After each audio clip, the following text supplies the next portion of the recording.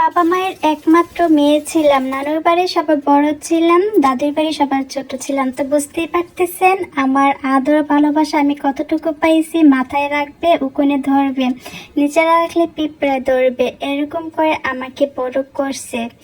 আর ওই মেয়েটা এখন জাপানে আসার পরে হাজবেন্ডকে বাচ্চাকে নিয়ে সুন্দর সংসার করতেছে। এই সংসার যে আমি করতে পারবো কেউ কল্পনা করতে পারে নাই। যে মেয়েটা বিয়ের আগে রান্না করে ঢুকতো না, তার খাবার তার মুখের সামনে নিয়ে আসতো তার মা, আর ওই মেয়েটা এখন সুন্দর করে সাজিয়ে গুজিয়ে সংসার করতেছে।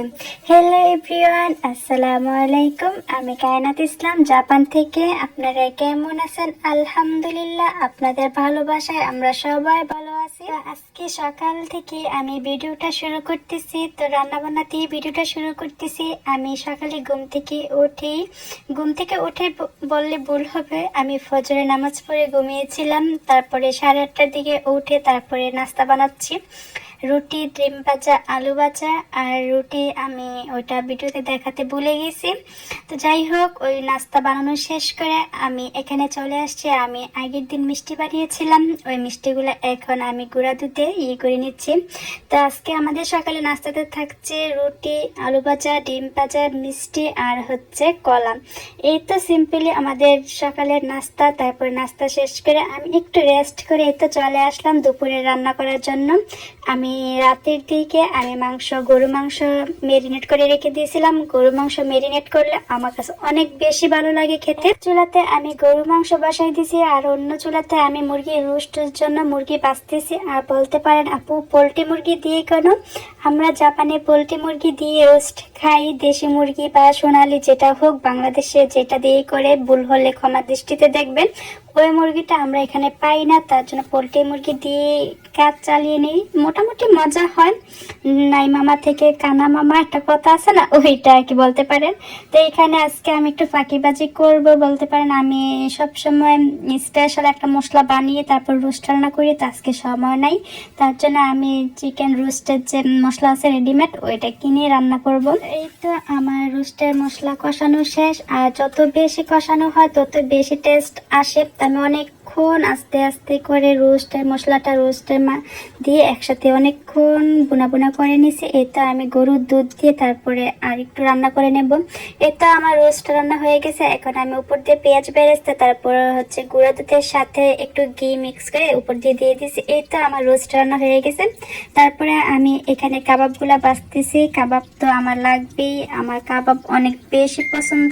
তা আমি একসাথে অনেকগুলা কাবাব রান্না করে বানিয়ে তারপর আমি ফ্রিজে রেখে দিই। তো আমার প্রয়োজন মতো আমি 5টা 6টা করে করে নিয়ে ভাজি। আমার কাছে এটাই সুবিধা মনে হয়। আমি যদি প্রথম থেকে আজকে করতাম তাহলে হয়তো অনেকটা টাইম লাগতো, আমার ক্লান্তি চলে আসতো, আমি হয়তো বিরক্ত হয়ে যেতাম।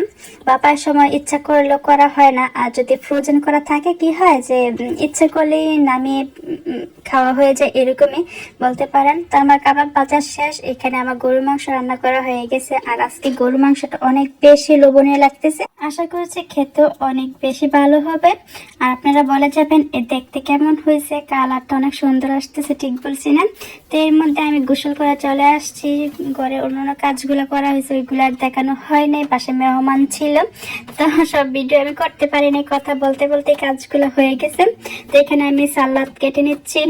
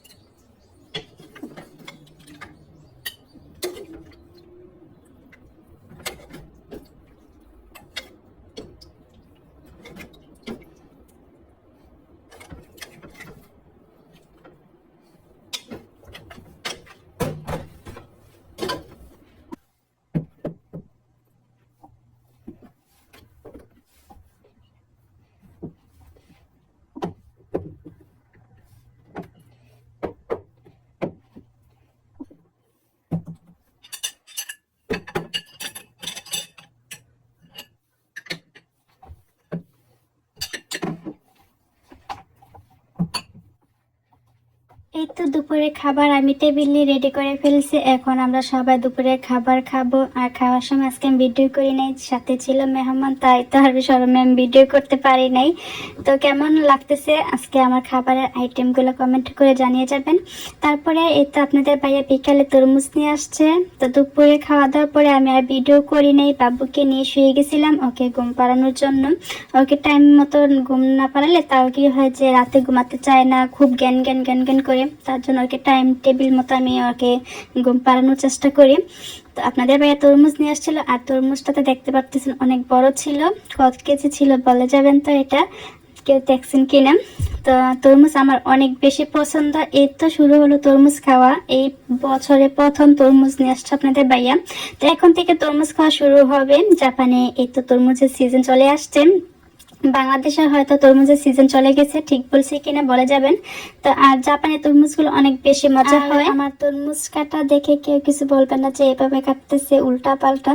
আজকে এই তরমুজ কাটা দেখি ভিডিওতে আমার একটা কথা মনে পড়ে গেল।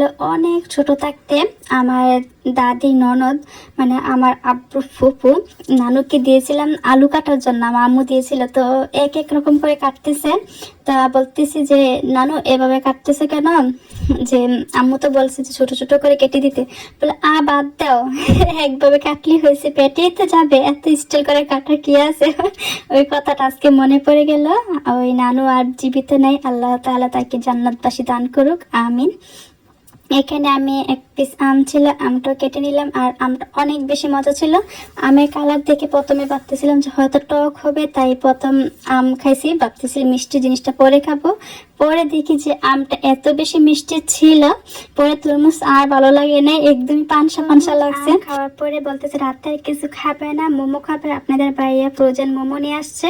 তো আমি জানি না কেমন হবে, আমি কখনোই ফ্রোজেন মোমো খাই নাই, এই প্রথম খাবো।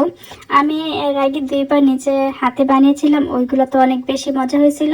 তো জানি না, প্রথমে আমি ভাবতেছি যে অল্প কিছু দেব, পরে আমি সবগুলাই রেডি করে ফেলছি। আর আমি এগুলা ভাপে দেওয়ার জন্য যে পাতিল, ওইটা আমি খুঁজে পাচ্ছিলাম না। তো এখানে আমি একটা ঝুড়িতে দিয়েছিলাম, ওইটা নষ্ট হয়ে গেছে দেখতে পাচ্ছেন সাইড দিয়ে। তো আমি আর পাচ্ছিলাম না, ভাবতেছিলাম এটাতে কোনোভাবে দেব, পরে দেখি যে হচ্ছে না। তারপরে আমি আবার চাকনিতে দিচ্ছি, মানে আমার 2বার কষ্ট করা হচ্ছে এই মোমোতে। তো দেখতে পারতেছেন। আর চাটনিগুলো ভালো লাগছে না, আমার কাছে 2 রকমের চাটনি ছিল, একটা ভালো লাগে নাই। মোমোগুলো মোটামুটি ছিল। তো মোমো চাটনি সব রেডি, সবাই অপেক্ষা করতেছে খাওয়ার জন্য থাকি। আর দেখতে দেখতে ভিডিও শেষ পর্যায়ে চলে আসলাম। যদি আপনাদের কাছে আমার ভিডিওটা এতটুকু ভালো লেগে থাকে, প্লিজ লাইক কমেন্ট করে পাশে থাকুন। আরেকটা ভিডিও নিয়ে আসা আগ পর্যন্ত সবাই ভালো থাকবেন, সুস্থ থাকবেন। আল্লাহ হাফেজ।